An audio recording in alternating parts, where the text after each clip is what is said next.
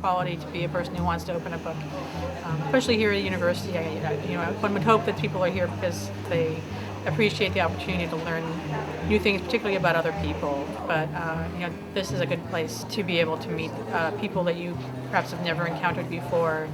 You know them professionally or as students or something like that, but then you have this secret life that you don't ever hear about or you don't know about. And I think it's a nice opportunity to get to know the other side of a person.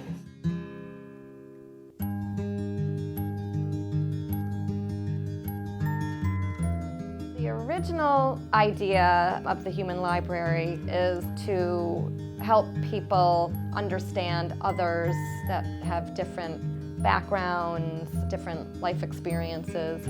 It's really to get people to talk to people who they wouldn't normally talk to outside of this type of event, to help break down prejudices and things like that, and really try to promote diversity.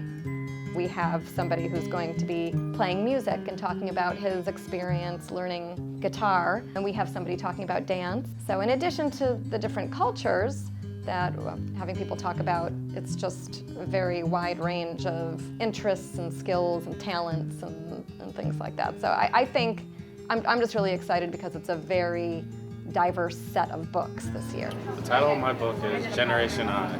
My book is Embracing Unpredictability.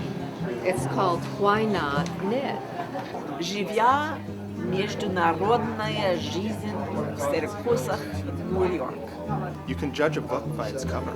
So what happens is we have human books who've all signed up to volunteer at different times. There's a room right around the area where we hold the event where all the human books sit, and we have refreshments for them, and they can talk to each other when they're not being checked out. So we get them all situated in the book room, and then we have a table outside of that room where we sign people up to check out books. People walk in and they say, oh yeah, I'd like to take that book out now. We would go get the book out of the room and match up the book with the reader, and then we'd find a place for them to sit down and have their conversation, and the conversations last about 20 minutes. But a lot of times people will just talk the full time, and if the conversation is really going well and they feel like they need more time, if nobody else is waiting to take that book out, they can renew the book and have another session. I checked out 4 books. I love meeting people from other countries who have come here, share their culture and bring home some of our culture to back when they return. I have been living a cross-culturally engaged life since I was born. I'm from Syracuse, New York. My family's of Ukrainian heritage. And in fact, when I was young, I only thought of myself as Ukrainian. I never thought of myself as American until I started working here at the university, and I realized, oh, I am American of Ukrainian background. But once I started working with international students from all over the world, I realized, wait, I'm American. So I have had many opportunities to learn about the world, to engage deeply in other cultures, and yet I'm very little traveled. A lot of people comment on learning a lot about that culture and other cultures that we've highlighted. So both the human books and the readers get a lot out of it. I hope they get out there, meet new people, experience different cultures, religions, race. Just realize that we are all just people. We are humans, and we've all gone through different struggles in life or had really great experiences in life, and we need to share that with other people. This project is one small way that maybe people can connect again and see that it's useful, and maybe learn to feel a little more comfortable talking with each other. Well, it all started, I have a friend who's a librarian at Onondaga Community College. She had an idea to get several other libraries from the central New York area to all offer human library events during the month of April, which is the month that National Library Week takes place. So we started a little consortium of libraries in the area. So it's some academic libraries, several public libraries. So there's usually a handful of libraries offering human libraries during the month of April.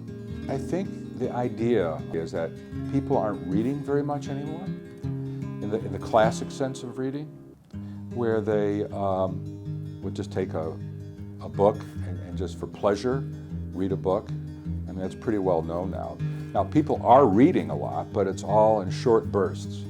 You know, Wikipedia, how all the social media is all in very short bursts. And this has changed, I think, a lot in society. So I think this oral tradition is ironically coming back, where people are learning more orally rather than visually. I just love watching people have conversations. You know, they come and they check out their books and they sit down, and you can just see from walking around that people are really engaged. They're asking questions and they're learning and getting to know people who they wouldn't have gotten to know if it weren't for this event. So that's the most exciting thing, is the day of just kind of walking around and seeing all the conversations going on. I would hope that they'd take away that it's good to talk to people face to face and to interact face to face with people. It's almost like choose your own adventure. You know, you can steer the conversation so that your questions get answered and that it's meaningful to you in some way. If they can learn something that they didn't know before about a particular culture or an experience that they're not familiar with, even if they take one thing away from the experience and it's expanded their minds a little bit, then I think that's really what we're going for. I'm starting to think that, yeah, I think I do have a story to tell.